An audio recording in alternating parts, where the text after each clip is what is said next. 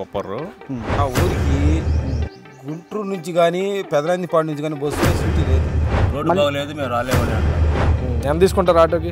ఆటోకి 500 రోడ్లు మాత్రం ప్రధాన సమస్యగా ఉండిపోయింది.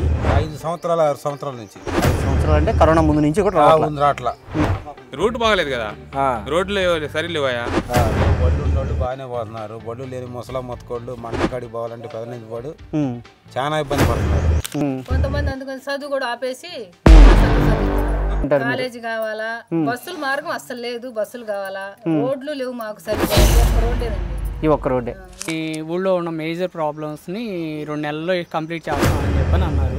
నుంచి ట్రిప్పులు లేవండి, బస్సు అసలు లేవు, లోగడ ఉండదు. జూనియర్ కాలేజీ ఇష్యూ ఒకటి ఉంది, బస్సు ఆపేసేసారు. ఇటు గుంటూరు ఏదైనా హాస్పిటల్ పోవాలంటే ఆరోగ్యం బాగుండక చాలా ఇబ్బంది పడుతున్నారు. బ్రిడ్జి ఏమని ఇప్పుడు 20 కిలోమీటర్లు వెళ్ళిపోయి పోవాలని, ఇప్పుడు 20 కిలోమీటర్లు పోయి రావాలా. ఓకే, బ్రిడ్జి లేకపోయేదానికి అది ఇబ్బంది. రోడ్డు కంప్లైంట్ అని చెప్పని మరి ఎవరు వచ్చి అడిగారు? ఆ, ఆ. ఈ 5 ఏళ్ళలో ఎవరు వచ్చారు కదండి.